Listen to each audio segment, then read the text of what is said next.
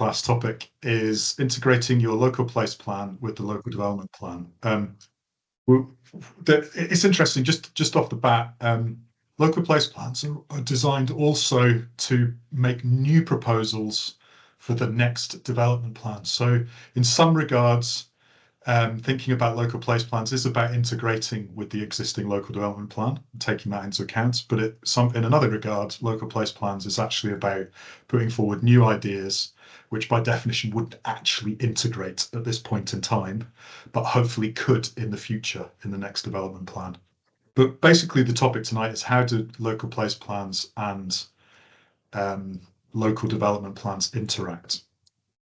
I'm aware that, so this is me, I've done quite a lot of work across the country. Mostly I just share this slide to show you that you are part of a wider group across the nation, not just in Argyllshire, and that we should all take encouragement from one another in doing this, just like Antonia said. I'm a member of the Royal Town Planning Institute. I've been doing this work for 7 to 8 years, but before that I was a planner in Fife Council, and I was also a community development worker and a volunteer community leader in North Glasgow and in Edinburgh. So I know how you feel sometimes. The 3 sessions, they're all an hour and a half long. This one is about LPPs and the LDP. The next one is about analysing survey data, and just some simple, straightforward techniques for doing that. And the third one is how to then represent that effectively in your report, using some simple tools, particularly looking at mapping. They're all free, they're all recorded. There are links that I've embedded within this PDF, so you can sign up.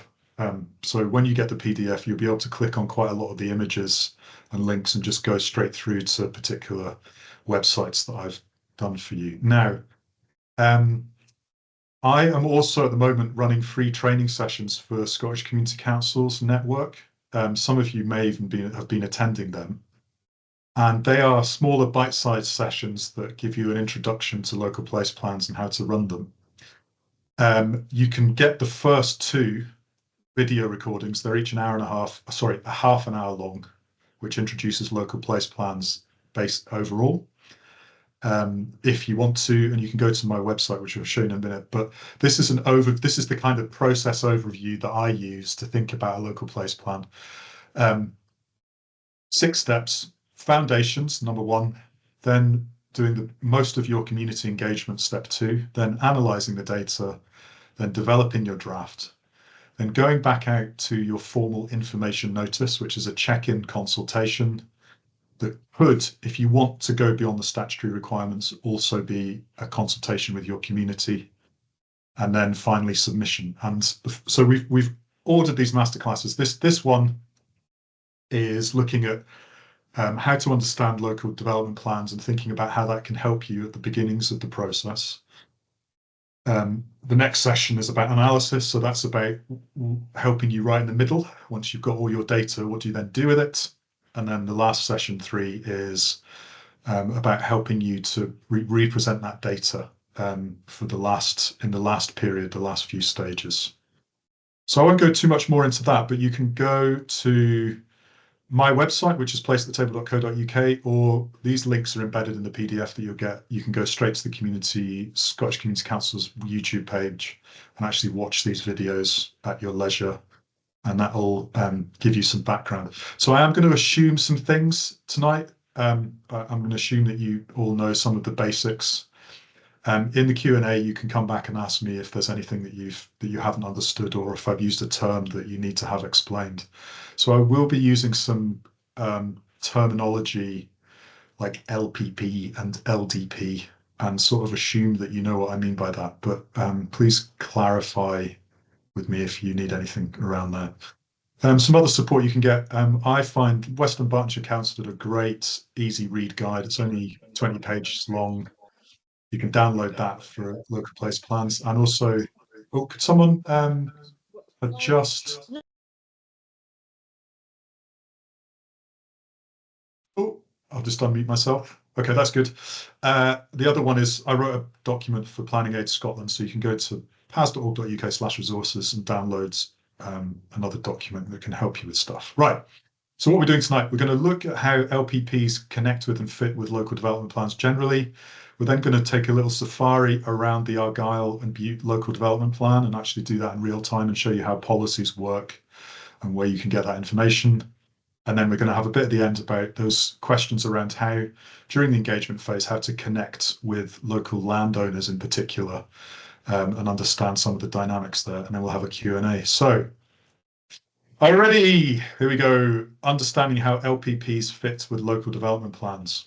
Okay, so as a wee reminder, local place plan, this is what I say is, it's basically an expression of a community's aspirations which can influence local planning policy. It sets out priorities for future development in an area and helps communities to deliver their own projects. But it can also be a hybrid document with elements of a community action plan, covering all the issues that your place needs to thrive. So planning and the local development plan only controls certain issues. Planning can't control putting in speed bumps in an existing road, but it can control the application of a local nature bioreserve designation.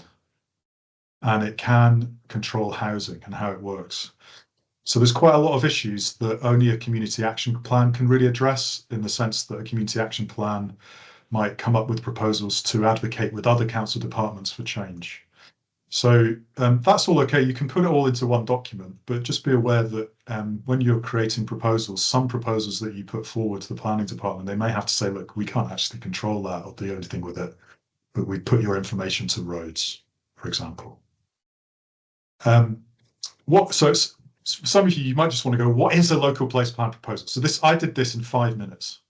Okay, this is an imaginary proposal based in my community, Buckhaven. It's proposal number 2, so you have to number your proposals. It's for developing a community garden. We've got a map with a red line around a particular plot of land that we'd like to see developed as a community garden. We've got a number on that map to show exactly which of the developments we're talking about in our whole LPP. We've got an image, if you want to throw it in, of what we think that future community garden could look like. And then we've got information for what we would need to deliver that project in a community action plan, as a community action plan project. And I use the word project to describe something that a community action plan is wanting to talk about in terms of delivery. And I use the term proposal to talk about how that idea is expressed through a local place plan to the planning system, because you're proposing for a policy to be formed in the local development plan. So here, the CAP project information. Okay, the lead organisation is a local charity called Clear. We want to deliver it within 2 years. We think our partners are Fife Council and local residents. And our first steps in terms of delivery is to secure funding and then buy the land from a private landowner using, if necessary, community right to buy legislation, which is really community right to first refusal if it comes up for sale. So all of that is relevant for actual delivery. But the key thing that we want to see in the local development plan is we want to de-risk that for community purchase. We want to make sure that if in the future we do buy the land, we can actually get permission in planning terms to build a community garden. And at the moment, that site is vacant site, but its existing lawful use as a pub. It used to be a pub. Even though that's gone now, technically in planning terms, it's still designated for a pub. So the local place plan proposal would be, hang on, local authority planning department, we're planning this change of use to a community garden. So right now in our local place plan, we want to put to you that in the future, it would be acceptable in planning terms for this plot of land to be used as a community garden. Please give us the reassurance that in principle you would accept that. And if they agree with that, then they'll put that in the local development plan. And then what we do is we put justification in. You never have to justify a community action plan project. You just do it, right? You make sure the community is on board and then you go and do it. With a local place plan proposal, because it's the planning system, you have to argue your case. So here what we've done for the proposal is we've said, look, this aligns with policy 9 in National Planning Framework 4, the national policy document. Talk about that in a minute. Policy 9 is brownfield, which basically says brownfield planning developments will be supported because we want to use vacant and derelict land and get it back into meaningful use. Policy 25, community wealth building, says we'll support projects that are building wealth in communities. So you're arguing your case based on the powerful national planning document, and then you're basically saying, this is what we want to see happen. This is our proposal. We want you to agree that in principle we could do this in the future, which will de-risk our land sale, because when we buy it, we'll know we'll be able to do what we want to do, and we want a change of use from a former pub to a community garden. That is a simple local place plan proposal that also includes the CAP project element. Now, you can create a local place plan that doesn't have any delivery information. The local place plan circular does not include the word delivery, because basically a local place plan is about trying to influence policy. Now, obviously we want to see delivery, but that's not what a local place plan specifically is for. You're trying to influence the policy situation. You can do them both together, but that's what it would look like. It doesn't have to be anything particularly more complicated than that when you're writing your report. So now I've done that, we can go on and just explore some of the rest of it. So before we talk about how local place plans and local development plans interact, by the way, I am going to quite fast. I hope clearly though, but remember you can rewatch this back during the video. We just need to think about, remind ourselves, what is the local development plan and what does it do? So here's how it all started. 1947, the government, after the war, we need to rebuild Britain. They did something really clever. They said, you can do anything you want with the land that you own. You retain all your land ownership rights, but we are going to create the concept of development rights over every piece of land in the UK. So that becomes a conceptual bubble over every piece of land that is owned, under, above, in, on, all that stuff. And so you can do anything, you own the land, you can do anything you want, but if you want to change anything, you have to apply to us because we own the development rights. That's what planning is. The reason I say this is that planning and land ownership are connected, but they are different. A piece of land can have planning consent to have something built on it, but somebody else owns it and the development will never happen. I could apply for planning permission on my next door neighbour's property for an extension to my house. And if everything is acceptable, apart from the fact that I don't own the land, then I will get planning consent for it. Now that will do two things. One, I won't be able to build it unless I own the land. And two, I'll really annoy my neighbour. But in principle, I can secure planning permission on land I do not own. And someone who owns land that I have planning consent on or a designation's been given to has complete control over whether that actually happens or not. So just be aware that there's a difference between the two. That's going to become important in a bit later in our session. So here's an overview of all the documents, the main documents that you need to know about as you work on your local place plan. And you'll see on the left, we've got a row for the different levels, national, regional, and local. And above, we've got two columns, overview and development in place. So what's all this about? Okay, at the national level, we have a document called the National Performance Framework, or NPF, which is basically the Scottish Government's vision for 5 to 10 years of what they want to see happen in the whole of Scotland, across all the range, the whole gamut of human rights, housing, education, land use, well-being, all that stuff. And that gets renewed every few years. It's like a vision document of what we want to see change, linked to some indicators. At the same time, at the national level, we've got a document called National Planning Framework 4, because it's the fourth one that's been produced. They get produced every 10 years or so, or NPF 4. Confusing, because both National Performance Framework and National Planning Framework 4 are called NPF, but they're two different documents. But basically, what's the relationship?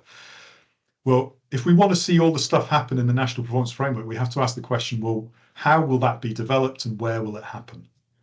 So National Planning Framework 4 is the where, at a national level, the where, it's answering the where policy question of how we deliver the National Performance Framework. It talks about the policies that controls where and how development can happen across the whole nation. Very powerful document. At the regional level, in Argyll and Bute, the overview document is called the Argyll and Bute Local Outcomes Improvement Plan, or LOIP.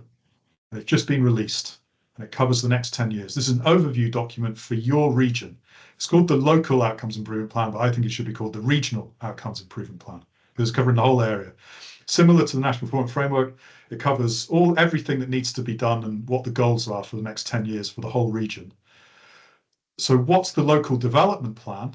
Well, that is the regional, not local, should be called regional development plan, in my opinion. That's the regional plan that talks about the where of how we're going to get to achieve all of these things across the whole region. It's a document with policies about where things happen and how to control development. And then at the local level, we've always been able to create community action plans for our communities. There's no legislation that covers that. We just do it. People have been doing it, particularly since the 60s, I would say. And we're always going to be able to do them. We can still do them now. There's no legislation around it. You do it, you collaborate together, you figure out where you want to go, you come up with a delivery plan, and you use that to get funding. Now we have this new opportunity in this last column in the bottom right to create a local place plan, which is the equivalent for a community action plan at a local level, correctly named, I think, for how you describe how you want, where you think things should happen, and what policies you want to see to control development. And these all should talk to each other. But that's what a local place plan is. It doesn't replace a community action plan. It gives you a new way to talk, particularly in the development column. The final document I want to let you know about is called the locality plan, right? Now, what's that? It's another term. Well, a locality plan is produced by the Community Planning Partnership, the Community Planning Partnership for Argyllshire, and it's designed to focus on the issues of poverty, to have a vision for how we're going to keep people, to address folks who might otherwise be on the margins in our community. So that's a separate document. We don't have an up-to-date one at the moment in Argyll and Bute. You could ask Antonia for more information about that. The reason I mention that plan is just to demystify the terms, but also technically, when you submit your local place plan, there's a requirement when you register it, to get it registered, that you show how you've taken into account, i.e. read and understood and shown that you understand how it connects to your local place plan, connects to your locality plan, the local development plan, and National Planning Framework 4. You could also bring in the LOIP and the NPF if you wanted to, but you must refer to the other three documents: locality plan, LDP, and planning framework, National Planning Framework 4. So please try and get into those documents and read them. And once you start developing your local place plan, a lot of the planning stuff will start making sense, because you'll be reading these policies. Oh, that's how the decisions get made. That makes sense now. So these are the documents. There's an image from National Performance Framework. That's the cover of National Planning Framework 4. That's your local outcomes improvement plan, which is up to date. Probably a good one to read if you haven't read it already. Okay, so at the moment in Argyll and Bute, we're at the second version of the local development plan, LDP2. That is live now. It's in force. It is used as the Bible, if you like, to assess planning applications to control development across your region. It was only adopted in February 2024. It's a very recent document. The reason why we're going through it all again really quickly is because the local planning department has to, every local authority planning department has to review their LDP to make sure it complies with the new National Planning Framework 4 document. What that means is it's given us an opportunity again to use the local place plan legislation to create a local place plan for our area to influence the next Argyllshire Local Development Plan, or LDP3, which will be adopted probably in 2028 or 29. So it's going to take a while yet for the local authority to produce that new plan. So we've got some time to still influence it. And it contains a whole bunch of maps and written policies, both the types of policy, a map, which shows a boundary or how an area is controlled, and a written text. They're both types of policies. And they've been, we're going to explore what they look like in a minute. Anyway, so it looks a little bit like this. Here's Jura. I've been over to Jura just recently. You've got a number of different colors, and designations that are all overlaid on top of one another for every area of Argyll and Bute. And each, like the dotted areas surrounded by pink, designate what's called wild land, which has a policy attached to it. And then all the green areas, I can't quite remember what that is, but all of these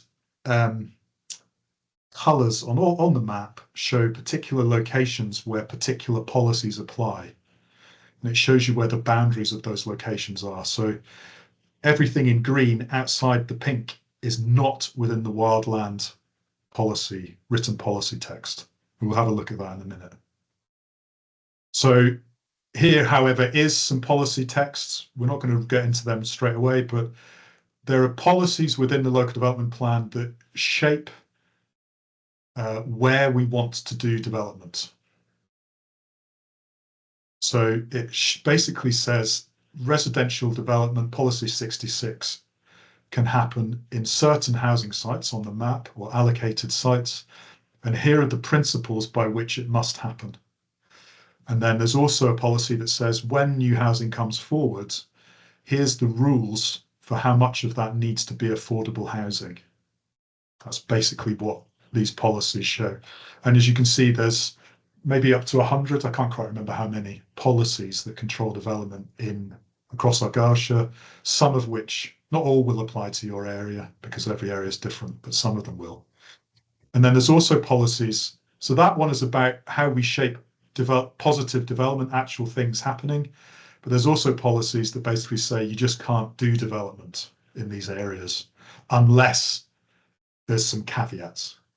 So there's policies that control development and policies that shape it, that effectively can stop it or restrict it. And there's other policies that will enable it to happen in certain ways. That's basically what it is. Here's the thing, crystal ball. Do you want to know what's in Local Development Plan 3 right now? Because you can. What do you mean, Paul? It's not written yet. It's not going to be adopted until 2028. You just said that. Well, here's the thing. Since National Planning Framework 4 was adopted, according to the 2019 Planning Act, National Planning Framework 4 is the Local Development Plan. Local Development Plan 3, the next one, is basically NPF 4 plus other information about how it applies in Argyllshire. Here's the thing, you already know what will be in Local Development Plan 3 by reading National Planning Framework 4. So just have a think about that. So you can, here's the thing, as a strategy, you can use the policies in National Planning Framework 4, which are really powerful and set in stone. And there's new ones there that have never been there before in the past, particularly around climate. You can say, okay, these policies at a national level say this. At a local level, we've asked our community, and we think development should happen here and in this way. And that agrees with the policies in National Planning Framework 4 to back up our argument. And then you put that to the regional authority and say, therefore, you need to accept our proposal at a local level. You bring your big brother to the fight, which already shapes how LDP 3 should look anyway. And you say, okay, so we agree with those policies. Here's how we want to see it out on the ground. This is what we want to propose as a policy. Please agree with us, local authority, that at a regional level, that's what should happen. So National Planning Framework 4 is really worth reading. In fact, it's super worth reading if you haven't already. There are 33 policies laid out in 3 types of areas. Now, I can't go into that right now. I don't have time. But there is a really important annex in that document, which is quite long. It's about 120 pages. And it's Annex E, and it lays out the total number of houses that the Scottish Government expects to be built in Argyll and Bute from the adoption of the next plan, LDP 3, i.e. 2028, until in the lifetime of that local development plan. And remember, the next LDP 3 will be adopted in 2028-ish and last for 10 years. So your local place plan that you're putting together now is seeking to influence a local development plan that will have power all the way through to the end of the 2030s, basically. So that's why this is important right now. And what it says is overall in that decade, the minimum all tenure housing land requirement that should be allocated across the whole of Argyll is 2,150. The local authority are obliged to find a minimum of that number for the whole of your region. What we don't know yet is where they're going to go. So you might want to, unfortunately, it would be helpful if we had a better idea at this stage, but we don't.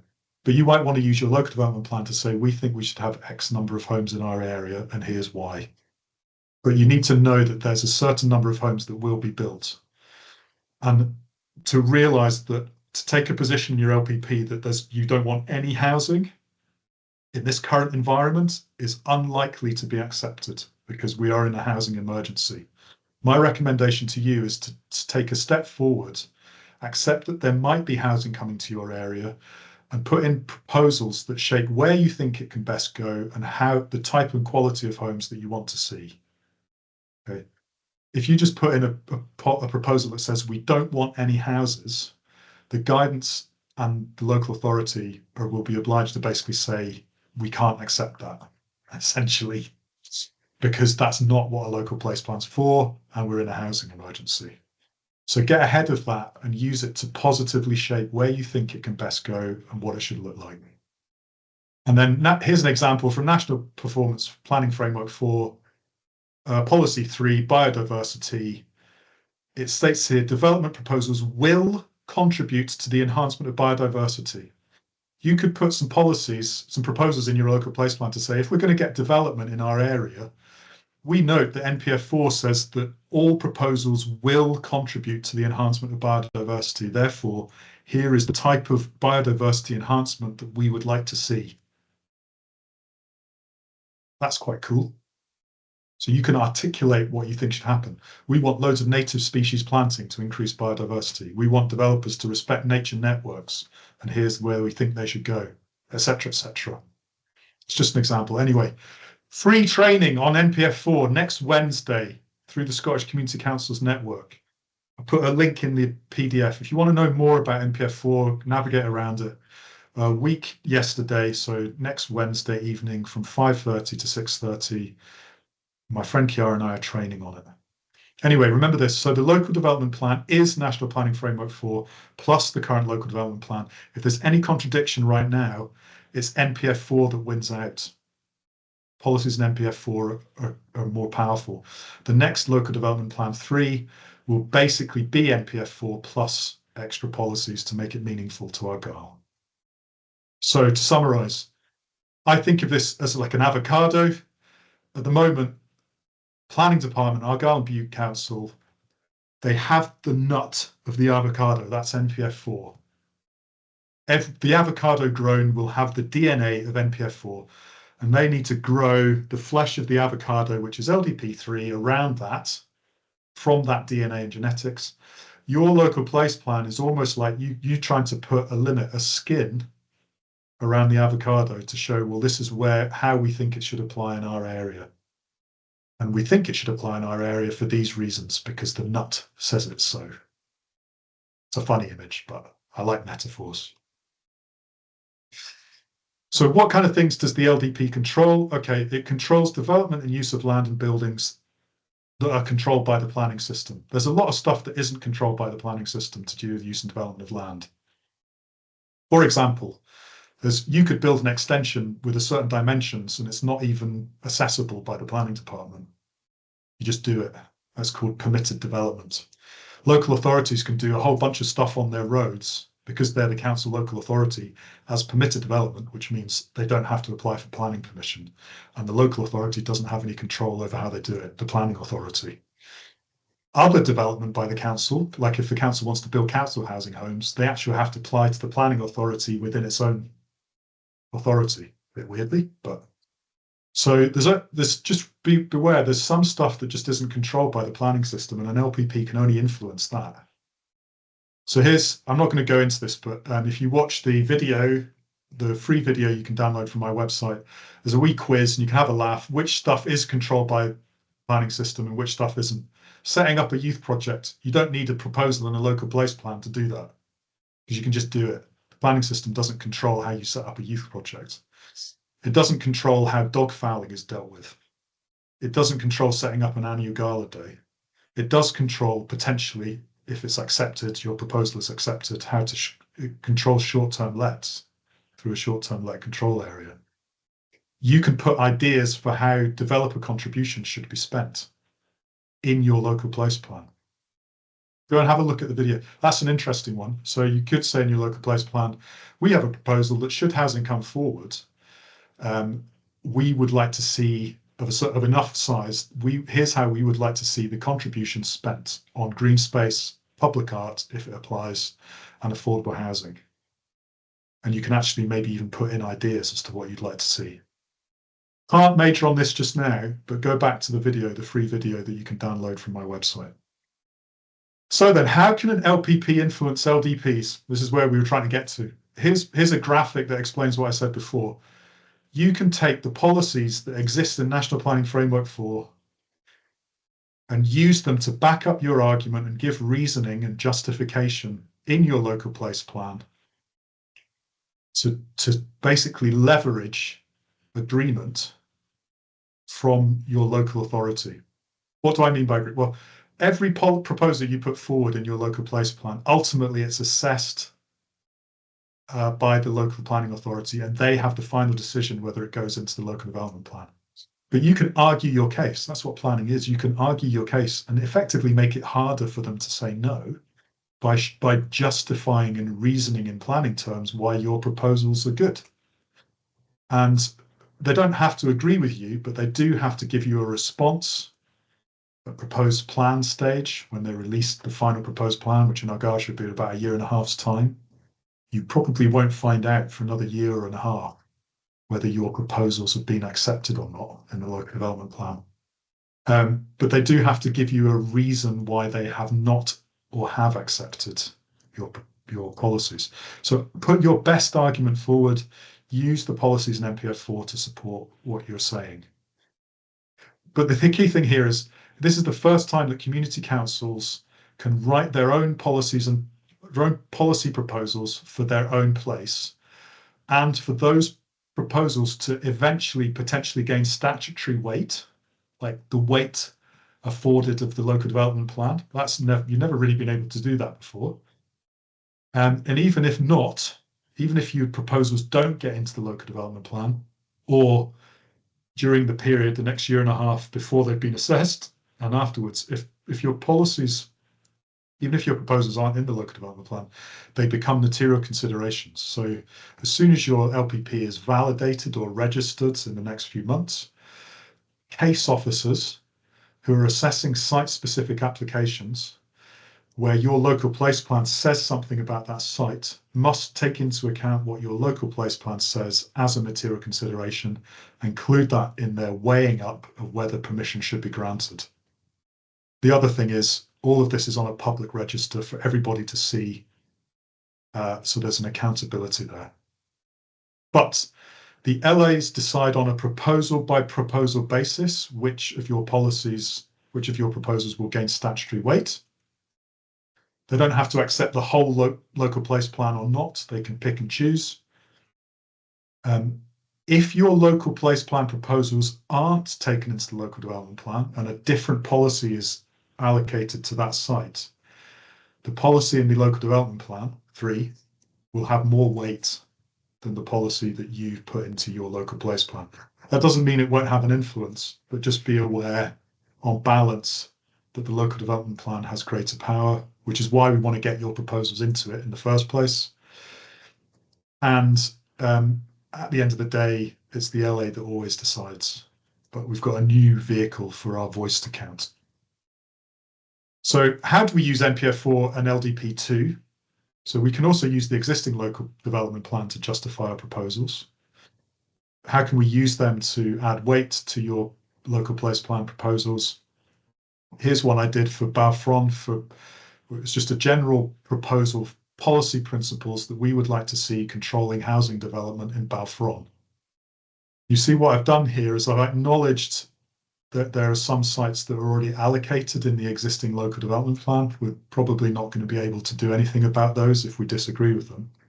But for future housing, we can lay out, you'll get all this in your PDF, we can lay out the types of a principle that we want to see brownfield sites developed before greenfield sites. That's generally supported by NPF4. We can lay out the types of housing that we support. We can lay out what kind of delivery requirements we want to see for what kind of renewable technologies there are. And we can also lay out some of our ideas for how developer contributions could be described, should happen. And then here's one where we've said, well, here's a potential future housing site that we're aware of, and here are the specifics of that site, should it come forward, as to what we want to say about it. But here's the thing. Hopefully you all know that there are certain requirements, certain hoops that you have to jump through before your plan can be validated or registered. That's not validation and registration of a plan is not the same as having your plan assessed and your policies and proposals accepted. But to get validated or accepted into the system and put on the public register, you must write a statement that explains how the proposals in your local place plan take into account the local development plan that exists, NPF4, and the locality plan. You don't have to align your proposals with the existing local development plan. That would be nonsense, because you're trying to influence the next local development plan. But you should take into account what local development plan 2 says. So if you're trying to put forward a policy that says, on this land, which is an existing conservation, it's a triple SI, but we want to see housing, you should say, well, we know it's a triple SI, but we still want housing, and here's our reasoning why. Now, that's a silly idea. It's very unlikely you would get housing on a triple SI. It's just an example. So here's the thing, right? Reasoning out and justifying your proposals is about taking into account and acknowledging that there is a wider system of plans that are happening. If your proposals disagree with them, that's okay. Just say, we disagree with them. Here's why we think our proposal should be the one that's accepted in the next plan, and give your reasoning. And when you do that, you lay out your justification, the reasons in planning terms where that's happening. So, for example, coming back to that little mini example proposal, you want to see a change of use for this vacant and derelict site that's the existing lawful use as a pub, and here's our justification. So you use the policies to support of NPF4 particularly. I would suggest if you haven't got enough time, just focus on NPF4, but you can also talk about the local development plan. And here's what I've done. So I've actually quoted quite a lot of text to justify the housing development proposals. So, for example, in Stirlingshire's local development plan, the existing one, it actually says that in the Balfron area, for developments of 4 dwellings or more, a 33% affordable housing contribution will be required. That's the existing policy. That is as high as I've seen affordable housing being expected anywhere. That's as high as St Andrews. So what we've said is, the housing situation has only got more significant in the last few years in Stirlingshire. So we see no reason to change that policy in the existing local development plan when the next one comes around. We expect to see that affordable housing contribution of 33% for any development in our area. We put it in black and white, and we're justifying it by referring to the existing policy. Does that help everybody? That's how this stuff interacts, and how you can use National Planning Framework 4 and the existing local development plan to start talking about what you want to see, but also try and justify proposals that currently might contradict what's going on. Okay. It's fast. You can rewatch the video. Part 2, mapping and land use. Okay, so how do we navigate the existing local development plan policies and understand even what applies in our area. So first of all, this bit is not telling you or trying to teach you or give you ideas as to how to create your own maps. Come back to Masterclass 3 for that in 3 weeks' time. And there's another training that I did that's free for Argyll and Bute. There's a link to it here that begins to introduce that topic that you can watch in the meantime if you want to. So we're not talking about practical ways to do your own maps. What we're doing is a wee safari around the existing local development plan. Now, if you go, you can click on this when you get the PDF. If you go to the page, type Google local development plan to Argyll and Bute Council, you'll come up with a page that looks like this on the internet. And there's a series of links for all the different planning documents that make up local development plan 2. So you go to that page and you've got all these links in front of you. Now I'm just going to click you through to some of these and show you what's going on. So the first one I want to show you is called the story map for local development plan 2. Now some of you have seen this, some of you haven't.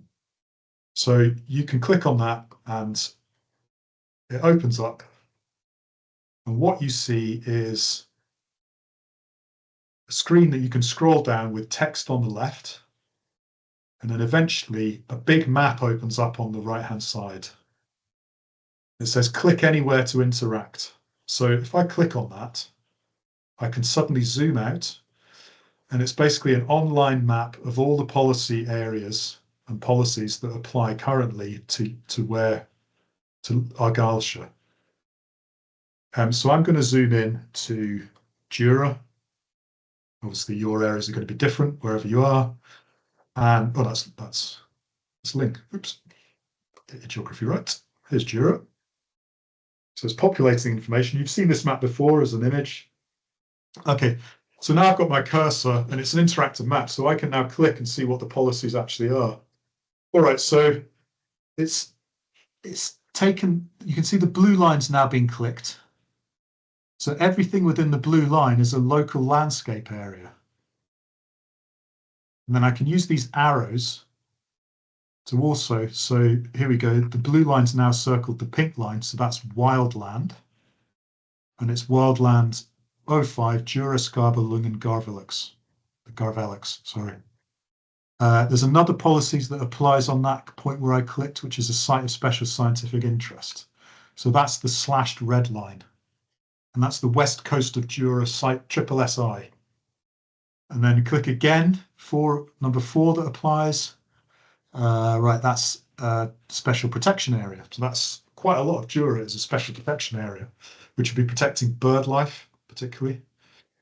And then there's another one, DM zones, remote countryside area. So that's what that means is there's a policy called remote countryside area that controls development in that. So when you click on that one dot and you flick through the 5 options, you see all 5 spatial proposals that apply to your area. And what you do is, there's a list of them all here, but you can just do a search function and go, okay, I want to find out what the remote countryside area policy is. So if I highlight that, my mouse is gone. Click here, Control F. Hopefully that's going to work. Yep. Remote countryside areas. Right, B. So always read the whole policy. Policy 02, development out with settlement areas. Part B, remote countryside area. Here's the control. Here's what we're controlling. Within a remote countryside area, only specific categories of development on appropriate sites will generally be supported. These comprise. You can now get renewable energy to relate to development, subject to other criteria. Telecoms, development directly relating to agriculture. What that means is everything else, in principle, is not accepted in this in an area that this policy designation covers. So for your particular, you could zoom in on I don't know. Let's go down to Macrohanish. Here you go. And you could zoom into. Right, what does that say? Right, that's a settlement area. So you could type in settlement. Basically, settlement areas are usually the places where, in general, development is acceptable, subject to other conditions. But it shows you the exact boundary. That is a policy. The map is the boundary that says what the settlement area is, and then everything that's green is a countryside area. What that means is that it's harder to develop in a countryside area, and there's a policy that controls that. So you can explore this for yourselves, and you can see exactly where and what policies existing control your area. So what's happening with the airport? Oh, that's an area for action. So let's find out what LDP2 says about Machrihanish Air Base. And you can search on the rest of the text, get all the information. So this is how you begin to build up a picture of what the existing situation is. Remember, you can still make proposals for the next local development plan that disagree with this. But if you agree with them, it's perfectly legitimate to put a proposal in that says, please keep this policy. Don't remove it. Don't remove the policy that says you can't, if you really think it's unlikely to change, but if you want to make sure that the SSSI of Dunban is not removed or is sustained, then you could say that. Now, again, a slightly silly example, SSSIs are not going to get removed, but you see my point. So that's the story map. That's a very easy way to navigate the local development plan. And there's not really any substitute than just being curious, clicking through, reading the text, becoming familiar with it for your local area. Right, I'm just going to come back out of that, go back to my story map. Right, just need to screen share that again. Stop sharing. Reshare. I'll do it, it's fine. Oh, there we go. Okay, so there is also a document that you can go through called the written statement. So that's basically everything in a PDF, if you prefer to do it that way.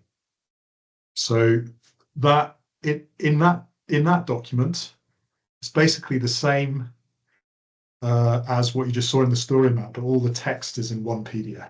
So you can download that and read through it at your leisure. The next option you've got are called LDP map books, and these are focused on the 4 main regions of Argyll and Bute. So you can depending on where your local place is. So if you're in Helensbury, you would download the Helensbury and Lomans map book. And what these are they're a series of maps of zoomed in maps of particular settlements in those 4 particular regions, which gives you a really easy access. A lot of what you want to say in a local place plan is going to be around your settlements. And so you get actual maps that you could just cut and paste into your local place plan and then amend, potentially, in Word or just in PowerPoint, and just put polygons and lines on to show what you want to try and what you actually want to say. So here's the one for Mid-Argyll, Qatar and the islands. So there's Jura again. So here's a list of all the maps for all the settlements that you can look at, and each one of them, there's a legend, and each one of them covers all of the places that are in that list. So if you wanted to find out about Ardfern, there's the map laid out before you in really clear detail, and you can just use that as you need to. And then the next option that you've got is what are called A1 maps. So these are, if you download the written statement with all the text, you're probably going to want on your computer or to print off the actual map itself. So these are digital maps, each within an A3 document that you can download that has all the information without you having to use the interactive map if you prefer to. And there are A1 maps for all of these options. So you could just go and download the policy map for Isle and Jura. So that's really nice. It's really clear. And you can zoom around, and you could cut and paste that to use as the basis of certain maps that you want to articulate your ideas on. So there's not really any substitute for just curiosity and exploring that page and what it can offer you to help you understand the current local development plan, to help you then articulate what you need to say in your local place plan. Please also be aware that if you hopefully you are aware that there is access for community councils to currently for free for 12 months a program called Community Maps Scotland, also known as Parish Online. If you Google that, you can go through a process or ask Antonia to help you to sign up to this program, which basically gives you data on a plate where lots of information can be layered over maps of the Ordnance Survey maps. I can't really go into that now. You can watch the free video that's already on the Argyll and Bute page that I did on what Community Map Scotland is, if you want to explore that, you don't know about it. But the really good thing is that the planners and Kirsty and Antonia have made it possible for some of the key existing LDP2 designations in Argyllshire as a layer within Community Map Scotland. So you can pull up the Ordnance Survey map, click a button, and it'll lay out some of the key policy proposals on that map within the program that you might use to actually do your own drawings. So that's really helpful. And just looking at some of the policies a bit more in depth. So policy 66, if you're interested in seeing what is already being said about how new residential development might come forward in your area on non-allocated housing sites, but within a settlement boundary, here's what it says. All proposals for new residential development within settlements, like Machrihanish, like I showed you, within that boundary, must demonstrate that they meet the tests laid down in National Planning Framework 4 Policy 16, new buildings, extension and conversion, and will only be permitted where the layout density and plot ratio are appropriate. It does not affect the privacy and amenity of existing properties. It's suitable for residential development, i.e. it's not full of contamination, or at least you have to commit to cleaning that up. It provides appropriate private public open space and there's an appropriate standard of access. So if you wanted to say, look, in the future in LDP3, if housing development comes forward within a settlement boundary in our community, we want to make sure that we want to suggest the following public open space sites. And these are the kind of things we'd like to see as developer contributions. You could then justify it and say that the existing local development plan, policy 66 part D, actually says that new housing development needs to provide appropriate public space. And here's what we think it should look like. And then wild land, so that's the policy that covers a lot of Jura. The detail is basically saying you can't do anything there except if your development helps meet renewable energy targets, and everything else applies under the policy for wind turbines, or it's small-scale development directly linked to rural business or croft, or is required to support a fragile community in a rural area. That's really helpful. So you might go, okay, well, there is some, on Jura, there's some land that the community would like to buy that's technically currently designated as an area of wild land. And we'd like to put housing on that. We know that you usually can't put housing on wild land, but this criterion in policy 72 says that if it's going to support a fragile community in a rural area, which we are, then that gives us an opportunity for you to agree with us. And therefore, please, that's your justification for putting forward your proposal to de-risk future purchase of that site for community housing. Okay, I'm going to take, you guys have been great. I know this is a long session. I'm also thinking about the video recording. I know this is quite fast paced, and we will have a breather in a minute for Q&A. Last bit I want to talk to you about for 10 minutes, if that's okay. We've had questions around how can we connect with and engage with landowners around our area that we know actually owns the land. Remember my first slide, like they control the land, whatever the planning designation is on it. How can we engage with them to show them that our local place, what we're trying to do with our local place, basically to show them what we're trying to do with a local place plan, to demystify it for them, to make sure that we're not just going to immediately get their backs up. Like I said, if I was to apply for planning permission on next door neighbour's property without them knowing about it and get it, it would just really annoy them. But if I talk to them about it and we discussed a potential future land sale, or, you know, we're in relationship with them, well, how do we do that? That makes a difference. So here, the thing is, there are lots of different types of landowners. and they all have different interests, and they all look at the situation very differently. In some areas, there's like one local landowner that controls everything. In others, there's a multitude of landowners, and they've all got different ideas and ways of relating to the community. Here's just a little typology. So here are the different, very quickly, types of landowners. There could be community landowners, so a development trust. A community group can be a landowner. They are a landowner. Development trust can own land. Commercial business, misspelt, could own land. So a whiskey distillery or a private developer who owns land to bring forward housing, or a farmer. It could be a rural estate, large or small.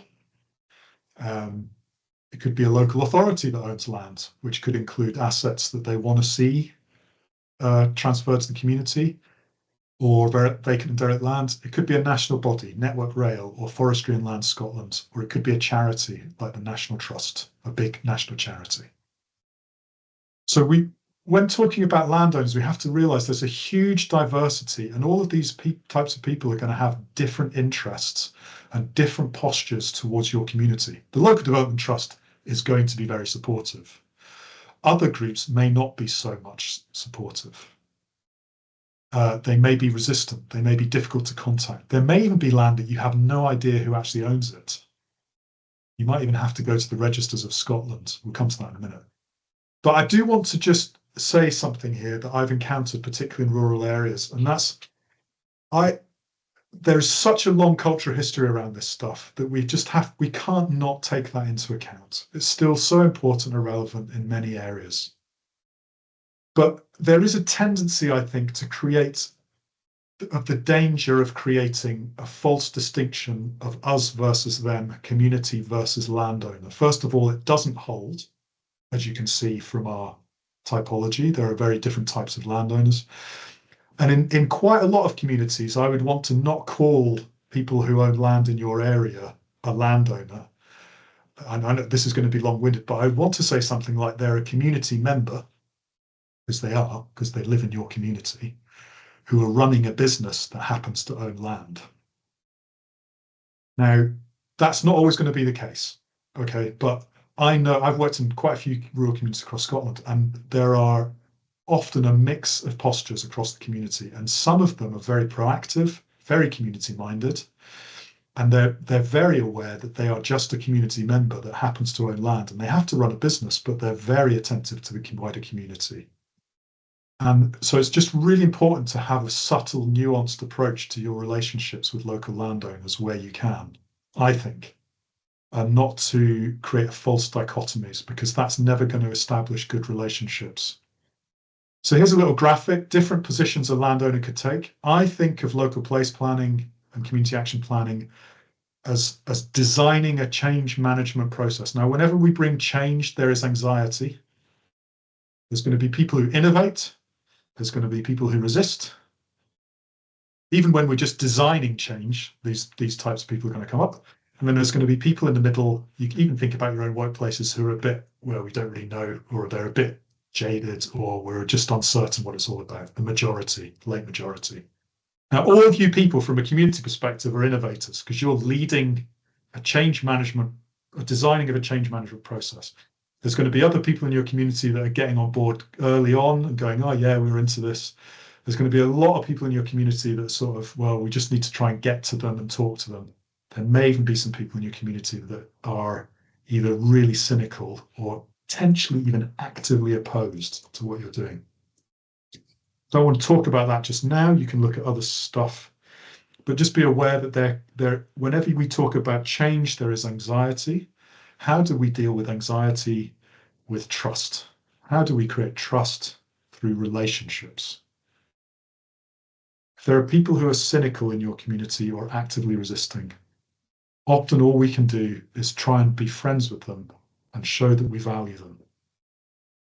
But equally, we just don't want to get sucked into their story. We need to focus on the majority in our community and put a lot of energy there without disrespecting folks like that. However, it also applies to landowners. So you can have proactive landowners, and you could have uninterested or reactive landowners. And Some proactive landowners are so much innovators that they actually join and are allowed to join the steering group for your local place plan. The landowner of the Cambo estate around Kingsbarns in Fife joined the local steering group. The landowner in Argyll, north of Morven, north of Mull, joined the local steering group. A landowner in Morven joined the local steering group. That's legitimate, as long as your local steering group is happy with that. Other proactive landowners don't want to do that, but they're very supportive. There was a landowner, believe it or not, in Kinocka in Fife, who found out their community was basically doing a local place plan. And he said, okay, go and talk to your community, find out what land you want of mine, and then we'll talk about how you can get it. Some of us would die for a landowner like that in our area, but most landowners are going to be watchful or uncertain, mostly because they don't understand planning, mostly because, like the rest of us, local place plans are new. Mostly because they're just a bit worried, what does this mean for us? These are the folks you really want to connect with as early as possible if you can. Just go and invite them around for a meal or some wine, or go and ask if we can chat to them and just talk to them about what you're doing. There are going to be some landowners who you will not shift the dial on. Just try and value them, listen to them as best you can, and try and see if you can, through trust, open up some new positions.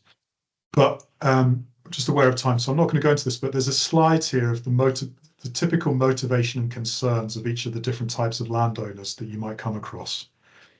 So if you've got one on your steering group, they're probably wanting to add value, but they're also probably aware that they don't want to inappropriately impose their influence on your group. They might offer to actually be a mediator with other local landowners and help bring them on board, which would be brilliant. They may be open to sharing landowner perspectives as the community plan is developed. The majority, though, will be wanting to engage, probably, but unsure how. They'll be cautious about revealing future plans for their estate. They might be cautious about how a community vision for their land might be implemented. And they're probably unsure about how the planning system even works. So if you can connect with them and help open up, the whole point about a local place plan, the idea behind them is that we open up earlier in the process transparent conversations about everybody's future plans for land in the area. So if you use the fact that you're making a local place plan to go and tap on a landowner's door, it's a great excuse to go and try and start up conversations about this stuff and try and reset relationships if they've soured. Okay, coming into land. So how can an LPP influence landowners' plans for their own land? So bear in mind, planning can't force development to happen on land that the developer doesn't own. It could restrict development from happening on that land if you secure a triple SI where it wasn't once secured. But if it's in a local place plan, development won't happen unless there's someone to develop it, whether it's private, public, or community sector. It doesn't automatically happen. So this is just a set of slides to help you communicate to your landowner some of the issues that they might be having or concerns they would have. So you can't develop land without a reluctance. So they might say, well, we don't want an active travel network across our land like you're proposing. Look, that goes right across my land. To which you would say, well, first of all, landowner rights and responsibilities. Second, right to roam. Thirdly, just because it's in our plan is an aspiration in planning terms. We're not saying that it's going to happen because you're the landowner. And we put in our plan specifically that we need to talk to you about it. But we're still going to put it in the plan because this plan counts for the next 14 years. Anything could change. You might even sell the land, or someone might buy your land who's open to it. So we're still going to put it in as an aspiration because we think that would be of massive benefit to the whole community. But we recognise that you're the landowner. We want to work with you. Don't get too upset about it. Just understand what's going on here. Local place plan, and so you might be saying, we want to buy some land from a local landowner, and they go, well, how can a local place plan help? And you say, well, we could get planning permission in principle for that, which will de-risk the land sale. That's a good thing. Landowner goes, okay, that's cool, go ahead. you might be saying, well, we want to propose a designation to control development on your land because we think that that particular site is particularly biodiverse and warrants conservation. Now, no landowner is necessary. Landowners are going to be concerned about that. But if it's conservable and it's the right thing to do, then you should probably put it in your plan and justify it. But at least you can talk to the landowner about that and explain the why and allay any concerns that they have. And also reassure them that the assessment will also only be based on what they say to the local authority. So it's the local place plan doesn't swing the dial automatically. It just puts forward a perspective for assessment. But they need to know that. Maybe they actually need to know that there's important hazelwood Atlantic rainforest on their land. And maybe when you sit down and talk to them about it, they'll go, oh, right, okay, that's really helpful to know, thanks.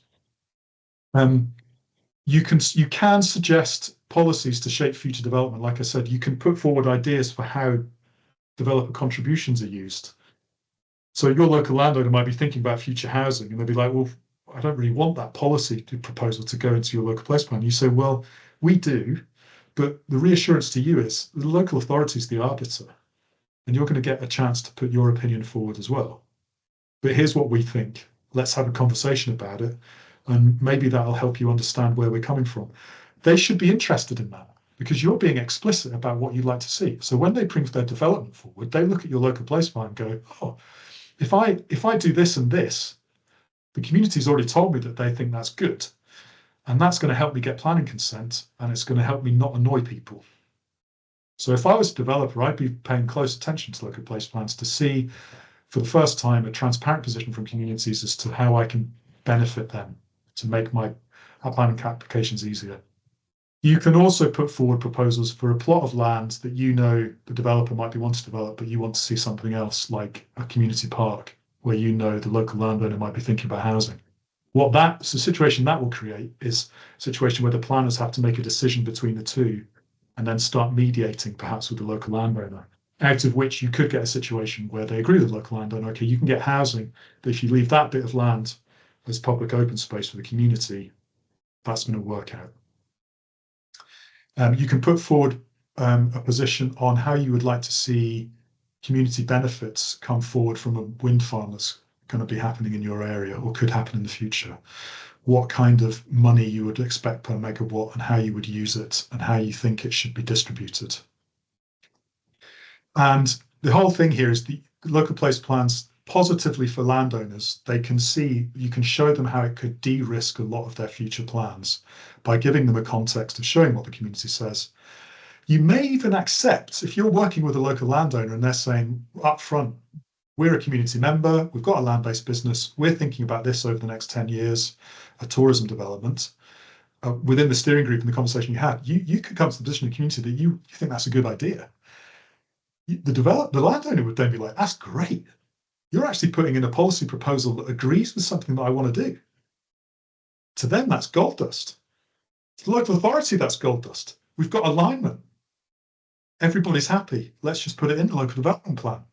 If that happens, that's an amazing outcome for a local place plan because you've de-risked everything. You've had upfront mediative conversations rather than downstream arbitrative confrontational arguments when the planning application eventually comes in. And just remember to stress to them that a landowner, whatever we put in our local place plan, the landowner still has the right to put in their own plans through the calls of sites for ideas or in the proposed plan consultation. They can put their own ideas in. And the final arbiter is always the local authority. So finishing here, this is from Planning Aid Scotland Speed Training, which is a training course you can take for more information on how to do community engagement well that I trained. This is criteria 6 inclusion. Here's the deal with connecting with people, basically. There's no I'm really core techniques can help, but basically at the end of the day, making sure that people can be involved and feel involved in a way that works for them is not primarily a problem to be solved or a technique to be employed, but a relationship to be bridged. This requires time, effort, and humility. Connecting with local landowners takes time, effort, and humility and building bridges and asking them what context might be best for them to have the conversation. My recommendation is consider creating a meeting just with local landowners where they feel safe to genuinely bring their ideas forward and their concerns with people they trust to help them understand what's going on.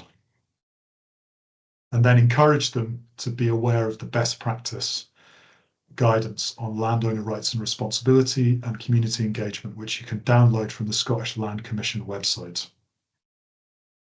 We need to get relational before we get solutional. Some practical tips, you can read that later. If you need to find out who owns the land, you can go to Andy Whiteman's Who Owns Scotland, which covers 70% of Scotland, 25 quid for a year. That can help. We don't have a fully online land registry yet. It's still being worked on. So there's still going to be land that's only available in the SACEN register. So you might, if you need to, have to actually go to Register's House. But you can also, don't forget that there's also a unified map of vacant and derelict land across Scotland that you can go to. The links are embedded in the PDF, and that's the link to the Registers of Scotland. That's the end. Right, that was a whistle-stop tour. I can stay on as long as you like. I don't mind going to 9 o'clock if you want to, but I'm going to stop there. Antonia's going to stop the recording and let us know when she's done that. And then we're just going to have, you can ask any question, whether it's from the presentation or anything else that you're facing right now.